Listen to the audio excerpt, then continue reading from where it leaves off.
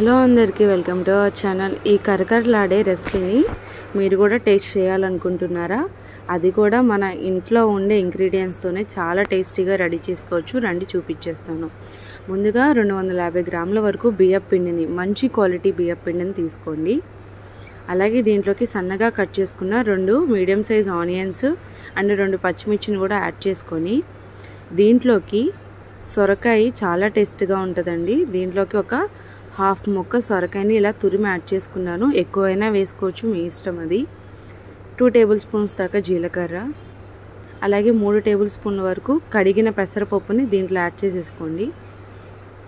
దీంట్లోకి ఉప్పు కారాన్ని కూడా తగినంత యాడ్ చేసుకొని, ఆల్రెడీ నేను వాటర్ అనేది వేడి చేసి పెట్టుకున్నానండి. అవి పక్కన ఉంచేసుకొని, ఇప్పుడు మనం వేసిన ఇంగ్రీడియంట్స్ అన్నీ ఈ బియ్యం పిండిలో కలిసే విధంగా ఇలా ఈవెన్గా కలిపేసుకోవాలి.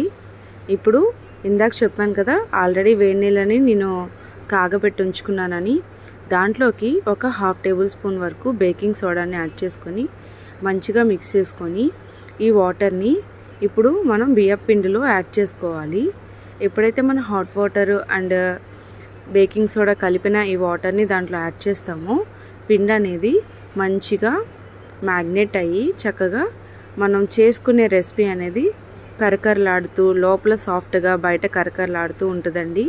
అందుకనే hot water and baking soda అయితే మనం యూస్ చేస్తాము.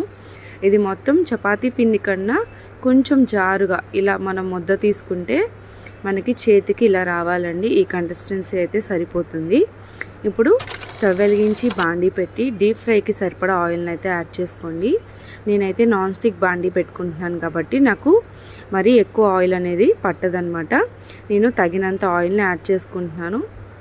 ఇప్పుడు ఆయిల్ని యాడ్ చేసి ఒక్కసారి ఆయిల్ హీట్ అయిందో లేదో కొంచెం పిండిని దాంట్లో వేసి ఆయిల్ హీట్ అయింది అనుకుంటే మనం రొట్టెలు అనేది వేసేసుకుందాం. ఆల్రెడీ నేను చెక్ చేశాను, ఆయిల్ అనేది హీట్ అయిపోయింది.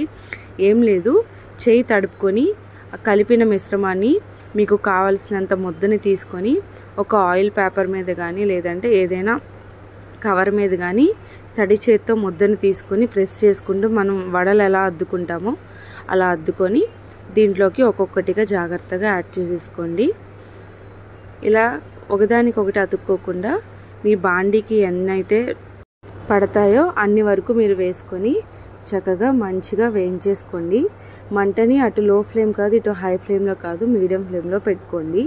మనం ఈ రొట్టెలు వేసుకునే వరకు మంటని మీడియం ఫ్లేమ్లో పెట్టి రొట్టెలు వేసిన తర్వాత హై ఫ్లేమ్లో అయితే పెట్టుకోవాలి. చాలా టేస్టీగా ఉంటాయండి. ఈ రెసిపీ నేమ్ వచ్చేసరికి ఇప్పుడే రివీల్ చేస్తున్నాను. బియ్యం పిండి కాంబినేషన్తో సొరకాయ రొట్టెలు అయితే మనం వేసేస్తున్నాము. చాలా హెల్దీ అండ్ ఎంత టేస్ట్గా ఉంటాయో అద్భుతంగా ఉంటాయండి. చాలా టేస్టీగా ఉంటాయి. ఇవి మార్నింగ్ బ్రేక్ఫాస్ట్లోకైనా తీసుకోవచ్చు, ఈవినింగ్ స్నాక్ రూపంలో అయినా తీసుకోవచ్చు. మా పిల్లలైతే చాలా ఇష్టంగా తింటారండి. పిల్లలేంటి పెద్దవాళ్ళైనా సరే ఇష్టంగా తినేస్తారు. లేదు మీరు అంత ఆయిల్ ఇష్టపడము అనుకుంటే పాన్ మీద అయినా సరే కొంచెం పల్చగా తీసుకొని ఆయిల్ అనేది మధ్య మధ్యలో దీనికి యాడ్ చేస్తూ 2 పక్కల వేయించేసుకున్నా సరే టేస్ట్ అయితే ఏమీ మారదండి, చక్కగా ఉంటాయి. డీప్ ఫ్రై చేసిన అదే టేస్ట్ అండ్ పాన్ మీద వేయించిన అదే టేస్ట్. కాకపోతే మా వాళ్ళకి ఇలా ఆయిల్లో వేస్తేనే ఇష్టం అని చెప్పి మేము ఆయిల్లో అయితే డీప్ ఫ్రై చేసామన్నమాట. చూసారు కదా ఎంత మంచిగా వేగిపోయాయో. చక్కగా ఇలా గోల్డ్ కలర్ వచ్చే వరకు మంచిగా రోస్ట్ చేసేసుకొని ఇలా ప్లేట్లోకి సర్వ్ చేసుకుంటే ఎంతో యమ్మీ అండ్ టేస్టీగా అండ్ క్రంచీగా సాఫ్ట్గా ఉండే ఈ సొరకాయ బియ్యం పిండి రొట్టెలు అయితే రెడీ అయిపోతాయండి. చాలా అద్భుతంగా ఉంటాయి. డెఫినెట్లీ ట్రై చేయండి.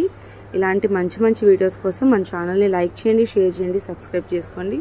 మళ్ళీ నెక్స్ట్ వీడియోలో కలుస్తాను. Bye bye, see you there.